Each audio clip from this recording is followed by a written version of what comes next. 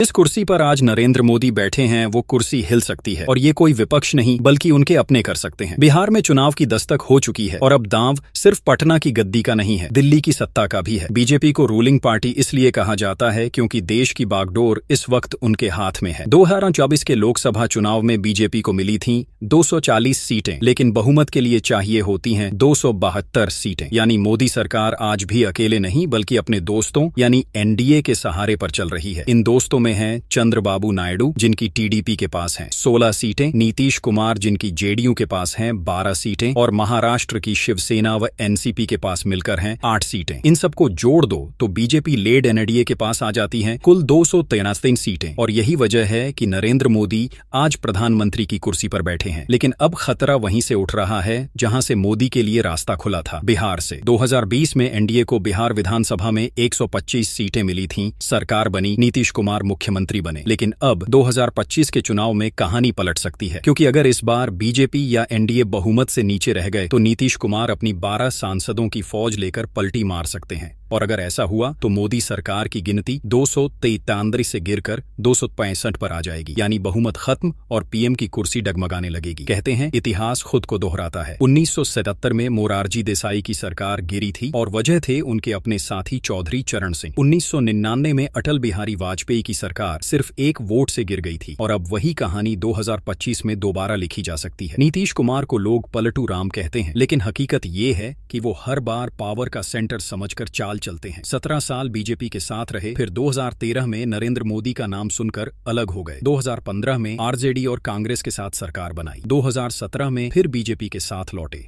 2022 में दोबारा आरजेडी कांग्रेस के साथ चले गए और 2024 में फिर से बीजेपी में वापस आ गए। यानी 6 बार उन्होंने गठबंधन बदला और 9 बार मुख्यमंत्री बने। नीतीश कुमार बिहार की पॉलिटिक्स में वो शख्स हैं जो हवा का रुख बहुत अच्छे से पहचानते हैं। उन्हें पता है कब कौन सी नाव डूबने वाली है और कौन सी तैरने वाली, इसलिए वो हमेशा उसी नाव पर सवार होते हैं जो उन्हें सत्ता तक पहुंचा सके। और यही वजह है कि आज बिहार के चुनाव सिर्फ बिहार तक सीमित नहीं है बल्कि दिल्ली तक असर डाल सकते हैं। अगर बिहार में एनडीए फिसला तो सेंटर की गद्दी भी हिल सकती है। चंद्रबाबू नायडू पहले से ही निगाहें गड़ाए बैठे हैं। खुद कांग्रेस के एक दक्षिण भारतीय नेता ने कहा था कि अगर बीजेपी की 10 सीटें और घट गई होती तो नायडू एनडीए छोड़ देते। यानी मामला बहुत पतले बर्फ पर खड़ा। अब सवाल ये है कि अगर नीतीश कुमार पलटी मार दें तो क्या चंद्रबाबू नायडू भी साथ छोड़ देंगे? जवाब है हाँ, बहुत मुमकिन है। और अगर ऐसा हुआ तो बीजेपी के पास रह जाएंगी सिर्फ 265 सीटें और विपक्ष के पास मौका प्रधानमंत्री तक पहुंचने का। अब बात करते हैं बिहार की ग्राउंड रियलिटी की। बिहार विधानसभा की कुल 243 सीटें हैं और सरकार बनाने के लिए चाहिए 122 सीटें। 2020 में एनडीए के पास 125 आई थी, बीजेपी के पास 74, जेडीयू के पास 43 और बाकी छोटी पार्टियों के पास कुछ सीटें। लेकिन इस बार मुकाबला कड़ा है। तेजस्वी यादव के हौसले बुलंद हैं और वो साफ कह चुके हैं कि 76 साल के नीतीश कुमार का ये आखिरी चुनाव होगा। लेकिन फैक्ट ये है कि बिहार में नीतीश कुमार का महिलाओं पर अभी भी जबरदस्त पकड़ है। हालिया ओपिनियन पोल के मुताबिक 60% से ज्यादा महिलाएं नीतीश कुमार लेड एनडीए को वोट देने की सोच रही हैं, जबकि तेजस्वी यादव को सिर्फ 28%। और इसी वोट बैंक को साधने के लिए प्रधानमंत्री मोदी ने हाल ही में मुख्यमंत्री महिला रोजगार योजना लॉन्च की है। 75 लाख महिलाओं को आधे 10,000 की आर्थिक मदद, यानी सीधा 7,500 करोड़ का चुनावी निवेश। सवाल बड़ा है, क्या नीतीश कुमार 10वीं बार मुख्यमंत्री बनेंगे या बीजेपी शिवराज और वसुंधरा की तरह उन्हें साइडलाइन कर देगी? या बिहार में एनडीए फिर से सत्ता में लौटेगा या तेजस्वी यादव अपने पिता लालू प्रसाद का दौर वापस लाए? और सबसे बड़ा सवाल, अगर नीतीश कुमार ने दिल्ली का खेल पलट दिया तो क्या नरेंद्र मोदी की प्रधानमंत्री की कुर्सी भी डगमगा जाएगी? फिलहाल इतना तय है कि बिहार का चुनाव सिर्फ एक राज्य का नहीं बल्कि पूरे देश की राजनीति का बैरोमीटर बनने वाला है। टैब टाक जाई हाइन।